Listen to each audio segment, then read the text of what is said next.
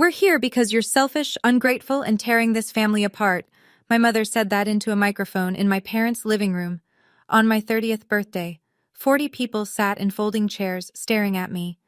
My father held a 3-page list of everything I'd done wrong since I was 8. My sister aimed her phone at my face. Live on TikTok. I didn't cry, I didn't leave. I sat there, waited for them to finish, and then I said 6 words that changed everything. Funny, I've been recording too. What happened in the next 11 minutes ended 6 relationships in that room, and my sister deleted her entire TikTok before she made it to the car. Before I go on, please take a moment to like and subscribe, but only if you genuinely connect with this story. Drop your location and local time in the comments. I'd love to know where you're watching from. My name is Faith. I'm 30. I'm an ER nurse in a small town outside Columbus, Ohio. And this is the story of how my family threw me a surprise intervention for my birthday, and how it became the worst night in Mercer family history. Now let me take you back 3 months before that night, to the phone call I was never supposed to hear. Let me set the scene so you understand what my life looked like before everything fell apart. It's a Friday night. I've just finished a 14-hour shift in the ER.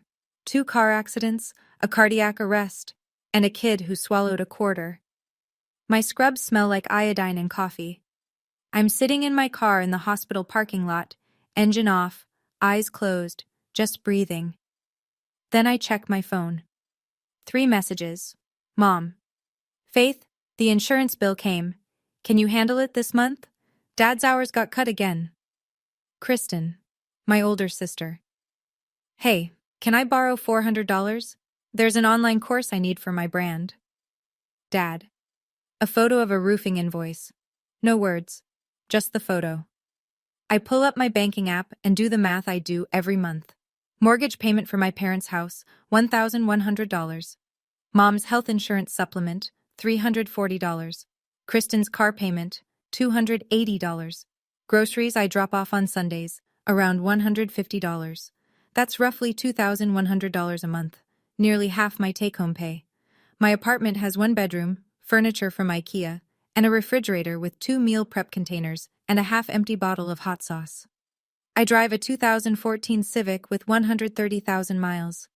I haven't taken a vacation since I graduated nursing school. 8 years. Not one. And here's the thing. I never complained. Not once. I'd grown up watching my grandmother Ruth stretch every dollar. And she taught me that family takes care of family. So I took care of them. I just didn't realize the difference between taking care of someone and being taken from. But I was about to find out. Because the money I'd been sending? Not all of it was going where I thought. Sunday dinner at my parents' house. Every week, same routine. I show up at 4, help Mom prep, set the table, wash whatever's in the sink from the night before. By the time everyone sits down, I've already been working for an hour. This particular Sunday, Mom is glowing. She's telling Dad about Kristen's TikTok account. She's building a personal brand, Gary, life coaching. She already has almost 2,000 followers. Dad nods like Kristen just got into Harvard. I wait for a pause. I got promoted last week, I say. Charge nurse, it's a leadership position. Mom reaches for the bread basket. That's nice, honey. Can you grab the salad from the fridge? Kristen arrives 45 minutes late. She's carrying a bottle of wine. Not expensive, but the gesture earns her a hug from Mom at the door. I've been here since 4. Nobody hugged me. She sits down across from me, tossing her hair back, and I notice her earrings. Small pearls, vintage setting. I've seen that setting before. Those are pretty, I say. They look like Grandma Ruth's. Kristen shrugs. Aunt Jeanette gave them to me, said Grandma didn't want them anymore. I glance at Mom. She's suddenly very interested in her mashed potatoes. Grandma Ruth wears her pearls every time I visit. Every single time. She didn't give those away. But nobody at the table wants to talk about it, so I let it go. That's what I did. I let things go. I let the comments go, the favoritism go, the silence where gratitude should have been. I was good at letting things go. Until the night I couldn't. 3 months before my birthday. A Tuesday evening. I stop by my parents' house to pick up a jacket I'd left the Sunday before.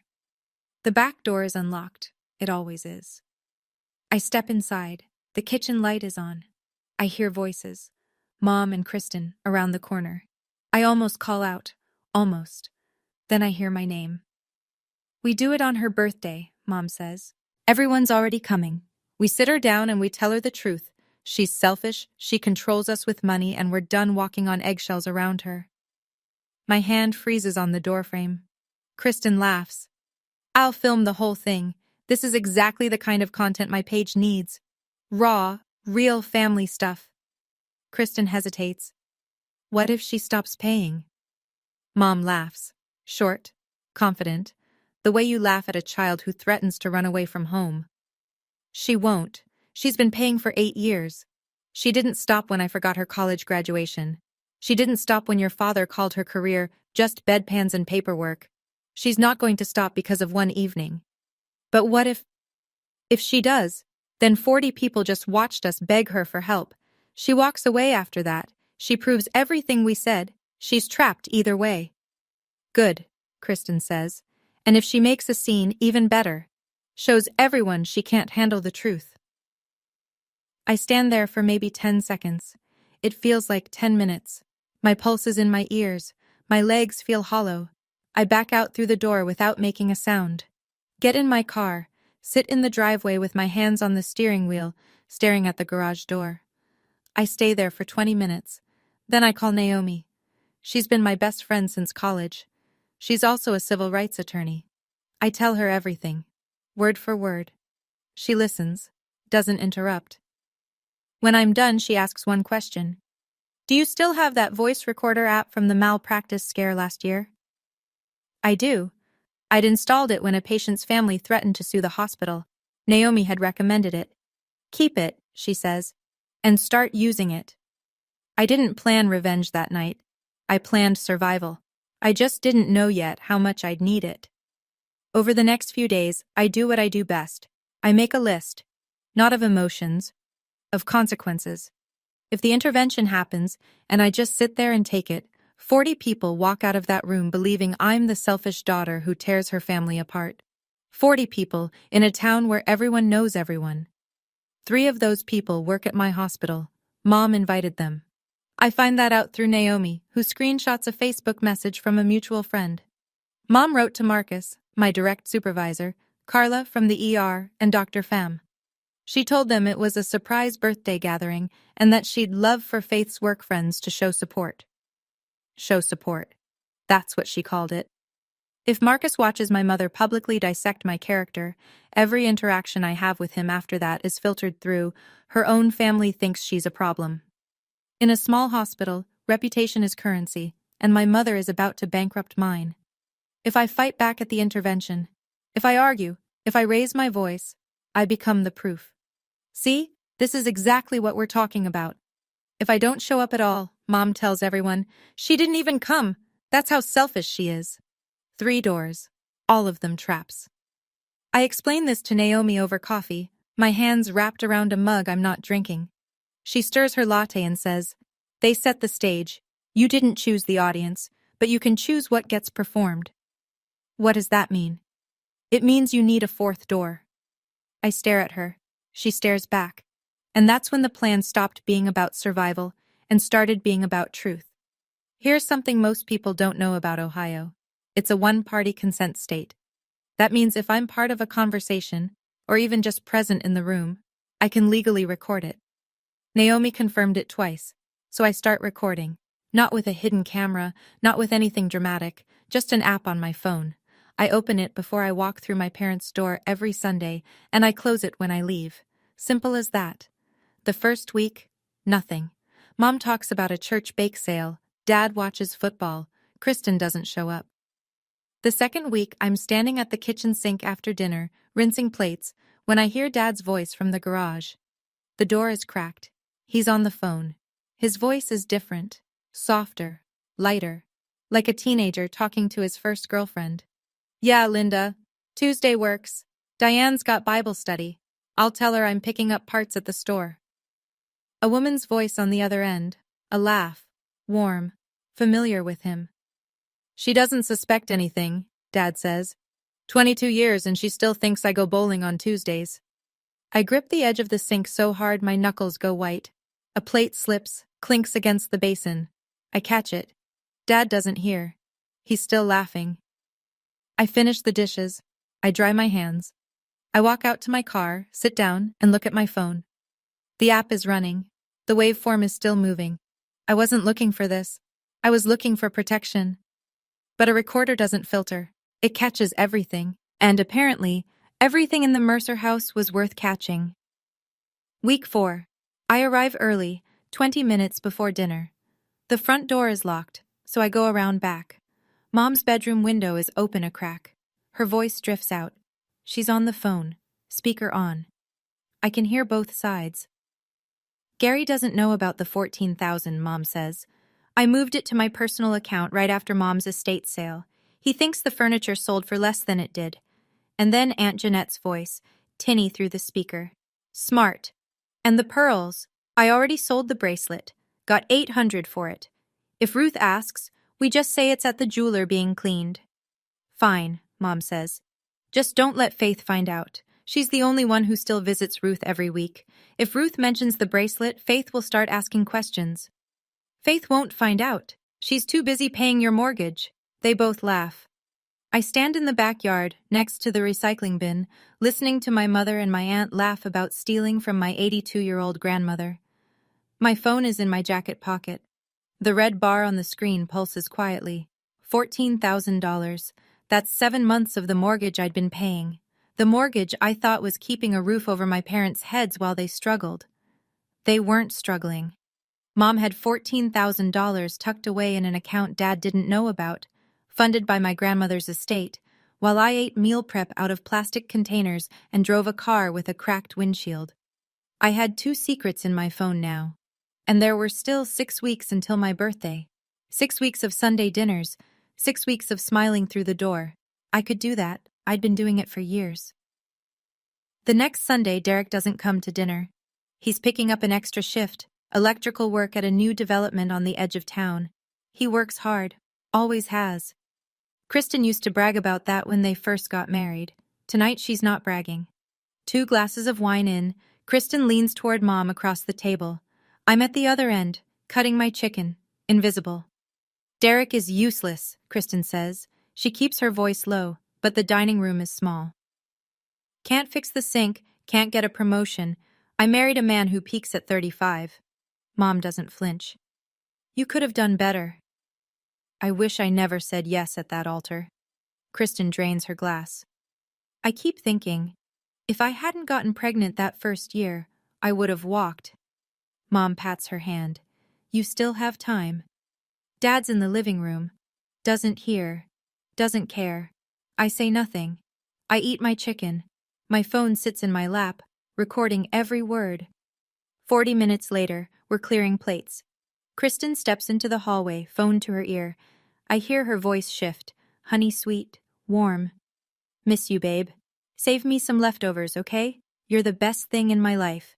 She hangs up, walks back to the kitchen, pours a third glass. I look at this woman, my sister, who just called her husband useless, who wished she'd never married him, who 10 minutes later told him he was the best thing in her life. And I think about Derek, at a job site right now, running wire through drywall because he wants to provide for the woman who despises him behind his back. Every person in this family wears a mask. I was the only one who didn't. Not anymore. 2 weeks before my birthday, Naomi sends me a screenshot.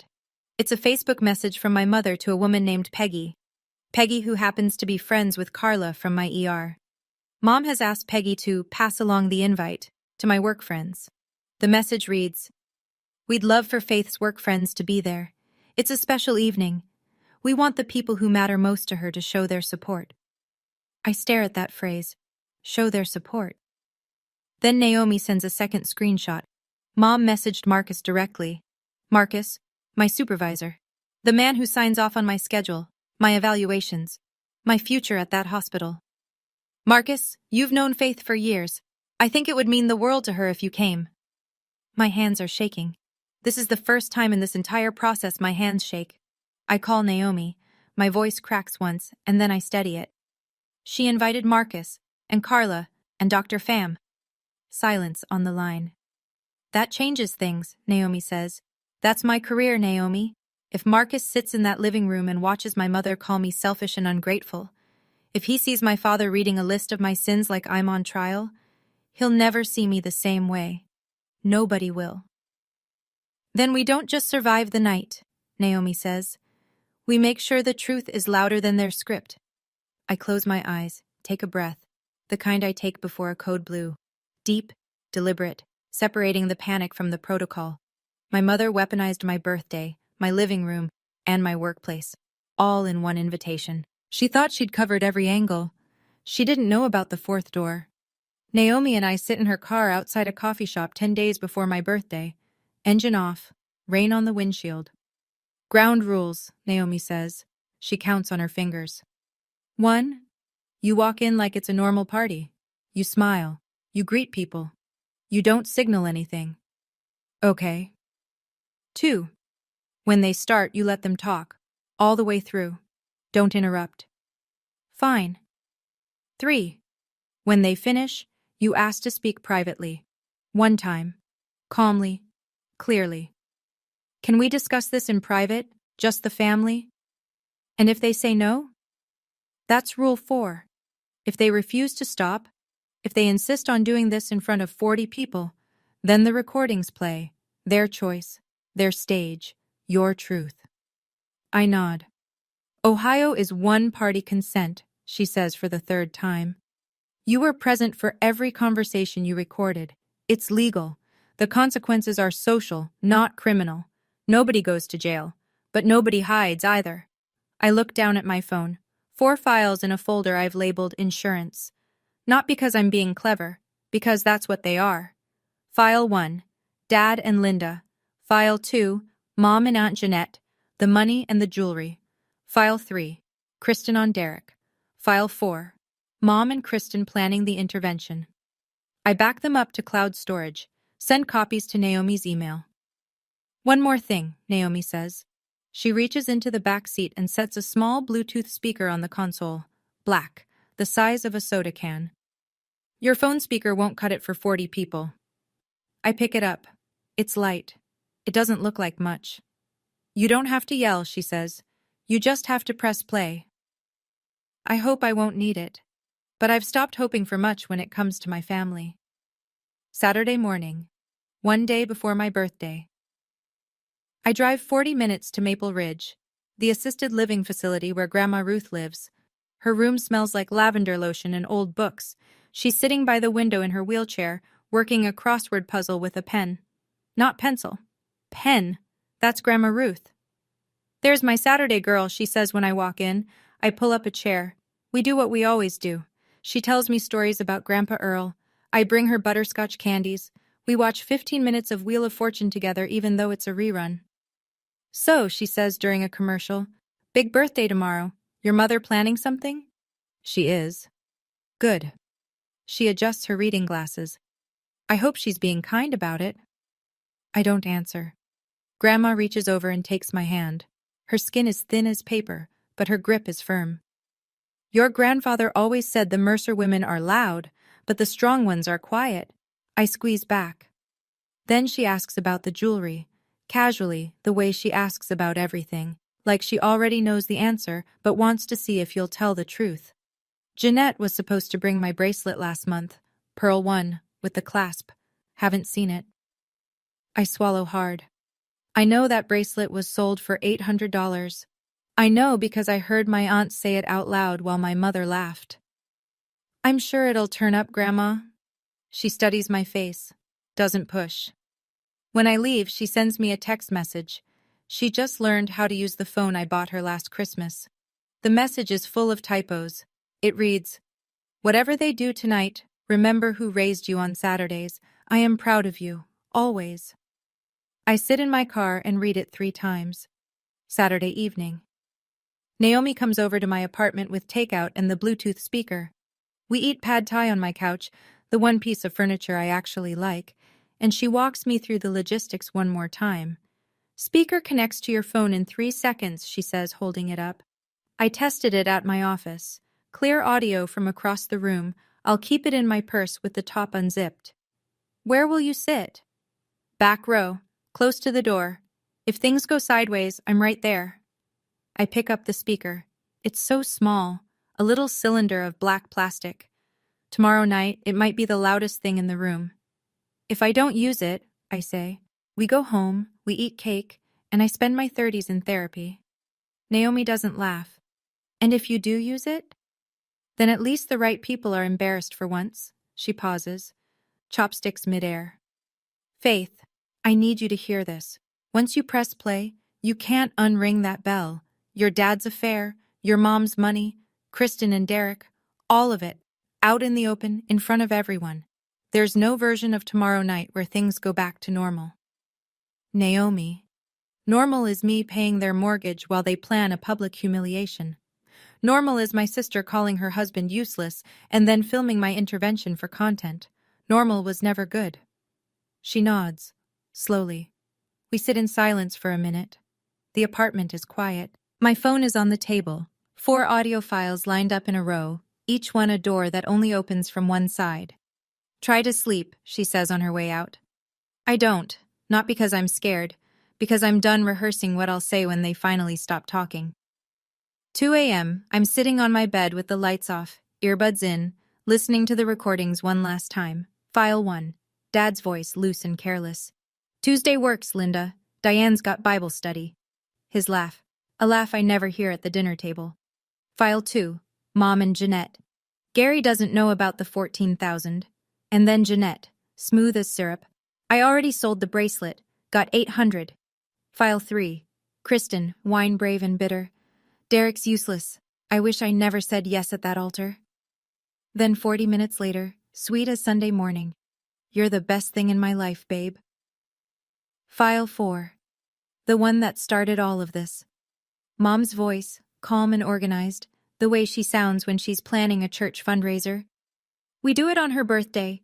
We tell her she's selfish. If she cries, even better. I pull out my earbuds. The apartment is silent. The streetlight outside throws a bar of orange across the ceiling. My family is building a courtroom in their living room tomorrow. They've written the charges, invited the witnesses, rehearsed the testimony. They've even hired a camera crew, my own sister, live streaming my trial for strangers on the internet. And they have no idea the defendant has more to say than anyone in that room wants to hear. I plug my phone in, set my alarm for 9, close my eyes. Tomorrow is my birthday. 30 years old. I used to think turning 30 would feel like a milestone, a celebration, a beginning. Instead, it feels like a verdict. But here's what they don't know. The verdict isn't mine. It's theirs. Okay. Let me step outside the story for a second. I want to be honest with you. The night before, I almost didn't go. I almost packed a bag and drove to Naomi's apartment and spent my birthday eating ice cream and pretending none of it was happening. But here's what stopped me. If I don't show up, they tell the story without me. 40 people hear their version, and I become the villain who couldn't even face her own family. So let me ask you, what would you have done? Would you have walked into that room? Or would you have stayed home? Tell me in the comments. All right, let me take you to the night itself. I pull into my parents' driveway at 6:15. Cars are lining the street in both directions. I count 11, 12, more than a birthday dinner, more than a surprise party. My phone is charged. The app is open. The speaker is already paired. I smooth my blouse. Check my reflection. Take one breath. Walk in through the front door. The living room has been rearranged. The couch is shoved against the wall. The coffee table is gone. In its place, 4 rows of folding chairs, maybe 10 across, facing a single point at the front of the room where a microphone stands on a chrome tripod stand. Behind it, taped to the wood paneling, a banner, white butcher paper, blue marker, block letters. We love you enough to tell the truth. No cake, no streamers, no presents. I scan the room, 40 faces, some smiling nervously, some avoiding my eyes. I spot them one by one. Marcus, my supervisor, in the second row, arms crossed. Carla beside him, clutching her purse. Dr. Pham near the back, looking confused. Neighbors I've known since childhood. 2 of Mom's Bible study friends in matching cardigans. Cousins I see once a year at Thanksgiving. Kristen's college roommate.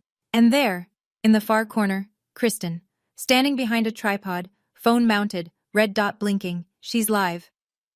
Naomi is in the last row near the door, her purse on her lap. The zipper open 2 inches. She gives me the smallest nod. I look at the microphone, at the banner, at 40 people who came to watch my family put me on trial.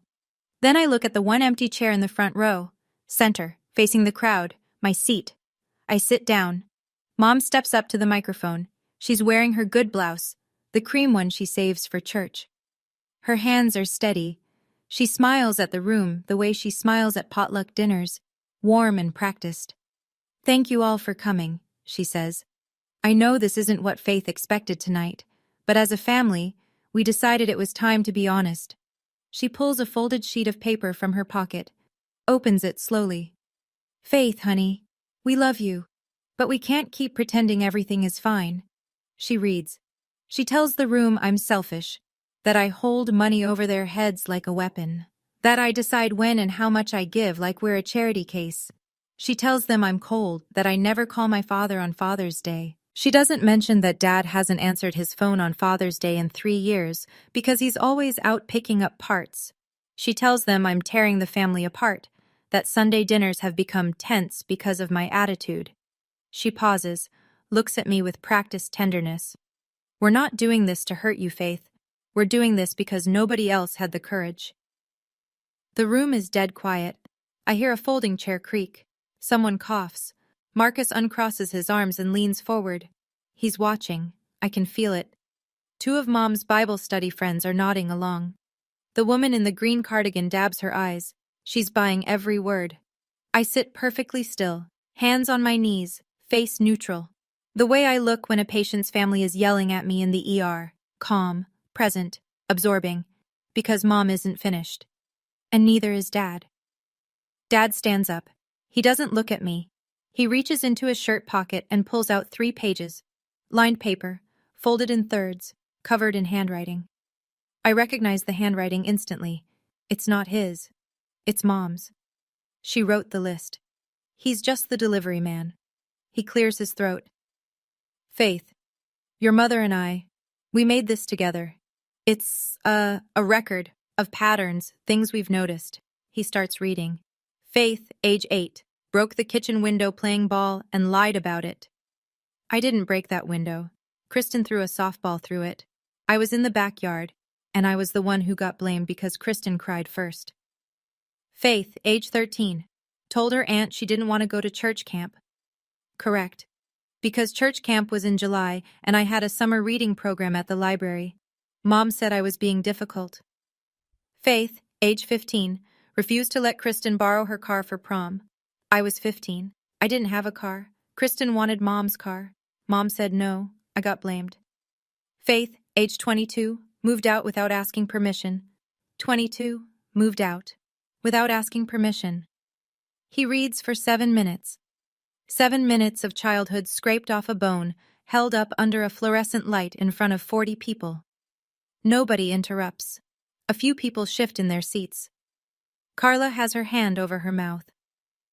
Derek, Kristen's husband, is staring at his shoes. Dad folds the pages, looks up for the first time. "We raised you better than this, Faith." He sits down. The room waits. I wait. I let 10 seconds pass in silence. Let it settle. Let every single person in that room feel the weight of what just happened. Then I stand. The chair scrapes behind me as I rise. Every head turns. Mom. Dad. My voice is level, steady, calm. "I hear you. I appreciate that you feel strongly. Can we talk about this privately? Just the 4 of us?" Mom shakes her head before I finish the sentence. "No, this is exactly why we're doing it here. Because privately, you shut us down. These people are witnesses." "Witnesses," I repeat. "Sit down, Faith," Dad says. From the corner, Kristen's voice. "Just let them finish. This is good for you." She adjusts her phone on the tripod. The red dot blinks steadily. Still live. I look around the room one more time, slowly. Marcus is typing something on his phone. I wonder if it's a note. A text to HR. A message to a colleague. "You won't believe what I'm watching right now." The woman in the green cardigan is nodding again. She thinks this is love. She thinks she's witnessing a family that cares enough to be honest. I look at Naomi. She's sitting very still. Her hand rests on the open purse. Inside, the speaker is waiting. I look at Derek. He's staring at Kristen's tripod with an expression I recognize from the ER. Confusion tipping into dread. I take a breath. The same breath I take before I call time of death. Not because this is the end. Because it's the beginning of something that can't be taken back. Okay, I say. You've had your turn. I open my purse, pull out my phone. I hold it up so the room can see. Funny, I've been recording too. The room goes absolutely silent. And then I press play.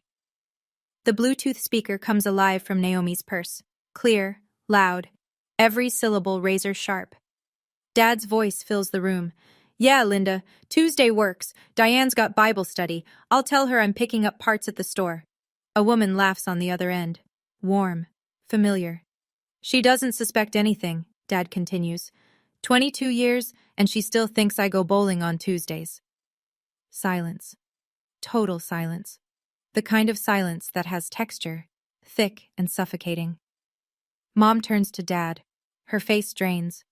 Not slowly. All at once, like someone pulled a plug behind her eyes.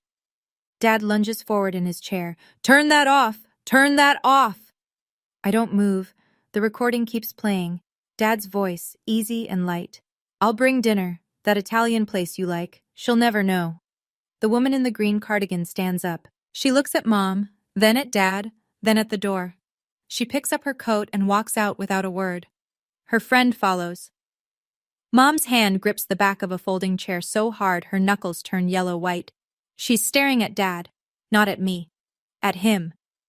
Gary, she whispers. Diane, it's not. You have to understand. 22 years? Her voice cracks. Bowling? The room is vibrating. People are looking at each other, looking away, looking at the floor. Marcus has put his phone face down on his thigh. I touch my screen. The recording stops. I look at the room. My voice is even, calm as a chart note. That's recording 1. I pause. There are 3 more. Nobody breathes. Nobody moves. The banner behind me, "We love you enough to tell the truth," has never been more ironic. I press play on the second file. Mom's voice this time, confident, conspiratorial, the tone she uses when she thinks no one important is listening. Gary doesn't know about the $14,000. I moved it to my personal account right after Mom's estate sale. He thinks the furniture sold for less. And then Aunt Jeanette, tinny through the speakerphone in the recording. Smart. And the pearls. I already sold the bracelet, got $800 for it. If Ruth asks, we just say it's at the jeweler being cleaned. Dad turns to Mom. His face is a wreck, half guilt from the first recording, half fury from the second. $14,000, he says. From Ruth's estate? You told me the auction brought in $4,000 total. Gary, that's taken out of context. Aunt Jeanette is in the 3rd row. She bolts to her feet like the chair burned her. Diane, you told me no one would ever find out. The room erupts, not screaming, murmuring, a low, rolling wave of whispered disbelief. A cousin I barely know leans toward Jeanette. You sold Grandma Ruth's bracelet? The pearl one? Jeanette's mouth opens, closes, opens again. Nothing comes out. Mom's Bible study friend, the second one, the one who stayed, stands up now, clutching her purse. She looks at Mom with an expression I can only describe as revision, like she's rewatching every conversation they've ever had through a new lens. She leaves. Dad is gripping his knees. Mom is standing alone by the microphone, the paper with her speech crumpled in her hand. I stop the recording. That's 2. 4 relationships cracking in real time. And I still have 2 files left. The room is no longer watching me. They're watching each other. I look at Kristen. She's standing behind her tripod, but the red dot is gone. At some point during the first 2 recordings, she killed the live. But it doesn't matter. Hundreds of people already watched the first half. The damage is in the cloud now. Her eyes are wide. She knows what's coming. I press play. Kristen's voice, slightly slurred from wine, fills the room. Derek's useless, can't fix the sink, can't get a promotion. I married a man who peaks at 35. Mom's voice in response. You could have done better. Kristen again. I wish I never said yes at that altar. The audio is pristine. Every consonant, every breath. Derek is in the second row. He was sitting with his hands clasped between his knees, confused and quiet through everything before this. Now he goes still. A different kind of still. Not shocked still. Recognition still. Like a sound he always suspected but never heard clearly just came through in high definition. He stands, slowly. Doesn't look at me. Doesn't look at Mom or Dad or Jeanette. He looks at Kristen. She sees him. Her face collapses. Derek, wait. That's not what I didn't mean it like... He says nothing. Not a single word. He holds her gaze for 3 seconds. I count them. And then he walks down the center aisle between the folding chairs and out the front door. He doesn't slam it. He just closes it. A soft click that somehow sounds louder than anything else tonight. Kristen lunges at the tripod, grabs her phone. I watch her tap frantically, deleting the app, deleting the stream, deleting the evidence of a night she created. She's crying now. Nobody moves to comfort her. The last file. I almost don't play it. The room is already shattered. But this one isn't about secrets. This one is about me. About tonight. About the fact that none of this was ever an intervention. It was a performance, scripted by my mother, starring my father, produced by my sister, with 40 unwitting extras and folding chairs. I press play. Mom's voice, 3 months ago, in the kitchen I grew up in. We do it on her birthday. We sit her down, tell her she's selfish. If she cries, even better, shows everyone she can't handle the truth. Kristen. I'll film the whole thing. My page needs content like this. Raw, real family moments. Mom. And if she threatens to stop paying the mortgage, we tell everyone she's abandoning her family. She won't risk that. The recording ends. I let the silence hold. 40 people now know the truth. Not my mother's version of it. Not the banner version. Not the 3-page list version. The actual truth. Marcus picks up his phone from his thigh. He puts it in his pocket. Slowly. Deliberately. I can see it in his face. He's not confused anymore. He's recalculating everything he was told about tonight. Gary sits slumped in a folding chair, chin against his chest. Diane stands alone at the front of the room. No one is near her. The microphone is still on its stand, but it might as well be a monument to something that just died.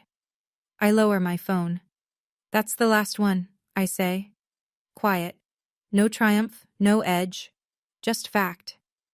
Now you all know exactly who's selfish in this family. I pause. It isn't me. I need to pause here for a second. When I played those recordings, my hands were steady, my stomach wasn't. Because I knew, the moment I pressed play, there was no going back. Nobody in that room would ever look at each other the same way again, including me. So let me ask you, do you think I went too far? Or do you think I should have played them sooner, the moment Mom picked up that microphone? Tell me in the comments. And if you're still here, thank you. The story isn't over. What happened next is the part that actually changed my life. The living room looks like the aftermath of something, which it is. Kristen has run out after Derek. Jeanette is sitting with her arms wrapped around herself, eyes on the carpet. Dad is at one end of the room. Mom is at the other. The distance between them is 4 folding chairs and a 22-year lie. I put my phone back in my purse. I stand straight. I don't raise my voice. I want to say this once, clearly, so there's no confusion. The room watches. Starting tonight, I am no longer paying the mortgage on this house. I'm no longer covering the insurance premium. I'm no longer making Kristen's car payments. I've set up auto cancellation for every recurring transfer. Effective midnight. Mom's head snaps toward me. You can't do that. You depend on me, I say. Not the other way around. And you just spent 30 minutes telling 40 people how terrible I am. So I'm giving you exactly what you asked for. A life without my selfishness. Someone in the back, a cousin I think, lets out a low whistle. Carla nods. Quietly. I catch it from the corner of my eye. Mom opens her mouth, closes it, opens it again. Faith, this isn't… You're overreacting. I asked to talk privately. You said no. I asked you to stop. You said no. I'm not overreacting. I'm responding. I look at Naomi. Ready? She stands, loops her purse over her shoulder, and walks toward me. I turn to the room one last time. Thank you for coming. I'm sorry it wasn't the party you expected. Then I walk toward the door. My mother's intervention is over, but mine just began. I'm 3 steps from the door when Marcus stands. In 6 years of working under him, I've seen Marcus stand up for a lot of things. Patient rights, staffing ratios, union votes. He's not a dramatic man. He speaks like someone who knows that authority doesn't require volume. Faith. I stop. He buttons his jacket, takes 1 step into the aisle. I've worked with you for 6 years. I've seen you hold a dying man's hand at 3 a.m. and chart his vitals at 3:15 without missing a beat. I know exactly who you are. He pauses. This doesn't change anything at my hospital, except maybe my respect for you just went up. He says it at normal volume. But in this room, at this moment, it lands like a verdict. Carla stands next. She grabs her coat. I'm driving you home. You shouldn't be alone tonight. I feel something shift inside my chest. Not relief exactly, but the closest thing to it. Like setting down a bag I didn't realize I'd been carrying. I pass Mom on the way out. She grabs my sleeve. Her fingers are trembling. Faith, please. I stop. Look at her hand on my arm, then at her face. Mom, you had a microphone. I had a phone. I gently pull my sleeve free. The difference is, mine told the truth. I walk out the front door. I don't slam it. I close it the same way Derek did, gently, with a click. On the porch I check my phone. A text from Grandma Ruth sent 2 hours ago. She goes to bed early. Happy birthday, my girl. You are the best of us. I press the phone against my chest and stand there in the cool Ohio air until Carla pulls the car around. Carla drives. Naomi sits in the back. Nobody talks for the first 2 minutes. The only sound is the tires on wet asphalt and the low hum of the heater. Then Naomi says, "You okay?" I think about it, not the polite version, the real one. "I don't know yet," I say. She nods. That's enough. We're on Route 33, halfway to my apartment, when I open my phone and read Grandma Ruth's text out loud. The whole thing, typos and all. Whatever they do tonight, remember who raised you on Saturdays. I am proud of you. Always. Carla's hands tighten on the wheel. Naomi makes a sound from the back seat, not crying, but close. Your grandma, Carla says, sounds like the kind of woman I'd want at my intervention. I laugh. It's the first time I've laughed all night, and it comes out cracked and wet.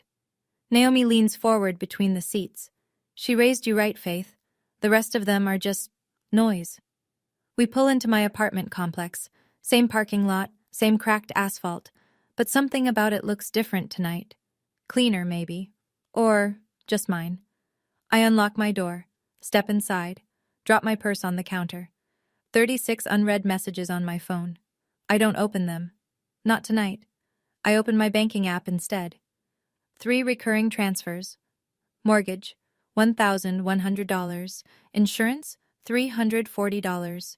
Car payment, $280. I cancel all 3, one by one. Confirm, confirm, confirm. Done. Then I sit on the edge of my bed in the dark and listen to nothing. No phone calls to return, no bills to pay for someone else, no Sunday dinner to prep for. For the first time in 8 years, my paycheck is just mine. It's quiet, it's small, it's everything. Monday, the day after, Dad moves out.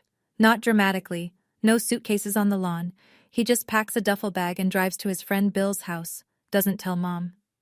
She comes home from the grocery store and finds his side of the closet half empty. She calls me 14 times that day. I don't pick up, not because I'm punishing her, because I have nothing left to say. Day 3. Kristen calls. She's sobbing so hard I can barely understand her. Derek filed for separation. He won't talk to me. He changed the locks. I'm sorry to hear that, Kristen. You ruined my marriage. I close my eyes, hold the phone an inch from my ear. You ruined your marriage in that kitchen 6 weeks ago. I just pressed play. She hangs up. Day 5. I get a call from a cousin I haven't spoken to in years. He tells me he called Grandma Ruth to check on the bracelet. Ruth said, "My bracelet." She told me it was at the jeweler for cleaning. That was 4 months ago. He confronted Jeanette. She admitted she sold it. He told the rest of the family. Jeanette's phone has been silent ever since. Ruth asked me to stop by Saturday. "I want to hear this from you," she said. "Not them." Day 7. Mom posts a status on Facebook. Long, emotional. "Our family is going through a difficult season. We ask for your prayers and your grace." Nobody likes it. Nobody comments. The 2 Bible study friends have unfriended her. 1 week. That's all it took. Not for things to fall apart. They'd been falling apart for years. 1 week for the glue to dissolve. And the glue was me. It was always me. A month passes. The dust doesn't settle. It rearranges. I sit down with my banking app and a cup of coffee and do the math I should have done years ago. That $2,100 a month I was sending home? Here's where it goes now. Student loans, paid off in 6 weeks. The remaining balance was $3,800. Gone. I open a retirement account for the first time in my life. I'm 30 years old, and I've never put a dollar toward my own future. I set up auto deposit, $200 a month to start. It's not much. It's mine. I book a flight to visit Grandma Ruth. Not a 40-minute drive. A proper visit, 2 days, a hotel nearby, so I can spend the mornings with her and not rush. At the hospital, nobody brings up that night. Not once. Marcus greets me the same way he always does. Brief nod, straight to business. But he assigns me to the new trauma protocol committee. It's extra responsibility. It's also trust. I'll take it. Carla and I start having lunch every Wednesday. We never had before. She tells me about her daughter's soccer games. I tell her about Grandma Ruth's crossword addiction. Normal things. Easy things. One Saturday, I walk into a hardware store and buy a pothos plant. $5.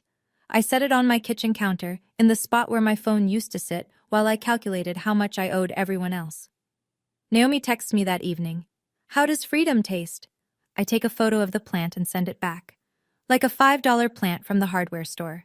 She sends a row of laughing emojis. I smile at my phone in my empty apartment, and it doesn't feel empty at all. 6 weeks later. I walk out of the hospital after a double shift. My feet hurt. My scrubs smell like antiseptic. I'm thinking about leftover pasta and my couch. Then I see her. Mom is standing by my car, arms folded, no coat, even though it's 40 degrees. "Faith." "Mom. I'm your mother. You can't just cut me off." I unlock my car, set my bag on the passenger seat. "I didn't cut you off. I cut off the money. Those are 2 different things. We need to talk." "Then talk." She straightens, lifts her chin. "I did what I thought was right. That intervention, it came from love, Faith, even if you can't see it." I lean against my car. I'm tired. Not the kind of tired that sleep fixes. "Mom, you wrote Dad's script. You invited my boss. You told Kristen to live stream it. You planned it for my birthday so I couldn't say no without looking ungrateful." I pause. "That's not love. That's a production." Her jaw tightens. "So what do you want from me?" "An apology. A real one. Not a Facebook post." "I'm not going to apologize for caring about my daughter." "Then we're done here. For now." I open my car door. She doesn't move. "Mom, I love you, but I won't let you treat me like an ATM and then call me selfish for having a limit. When you're ready to talk, really talk, you have my number." I get in, start the engine, pull out of the lot. In the rearview mirror, she's standing where I left her, getting smaller.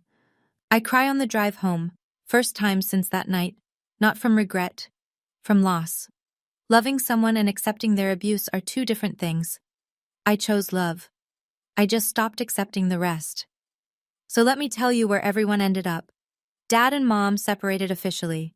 Dad's living in a 1-bedroom apartment near the hardware store on 5th. He called Linda after the party, the woman from the recordings. She didn't pick up. Turns out Linda has a husband, 2 kids, and a mortgage of her own. Dad was her Tuesday distraction. Nothing more. He lost his wife and his fantasy in the same night. Kristen and Derek finalized the divorce 3 months later. Derek kept the house. His name was on the mortgage, his payments, his credit. Kristen moved back in with Mom. 2 women in a 3-bedroom house with nothing to say to each other.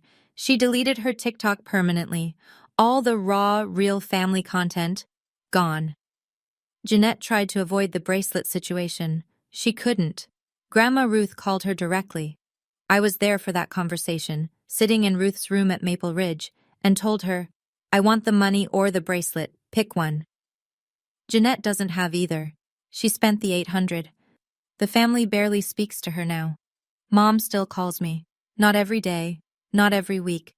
Sometimes she texts, thinking of you. Sometimes I respond. Sometimes I don't. There's no schedule, no obligation, no autopay. And me? I'm 31 now. I still work at the hospital. I still drive the Civic, though I fix the windshield. I still visit Grandma Ruth every Saturday. I still eat meal prep. But the containers are better now.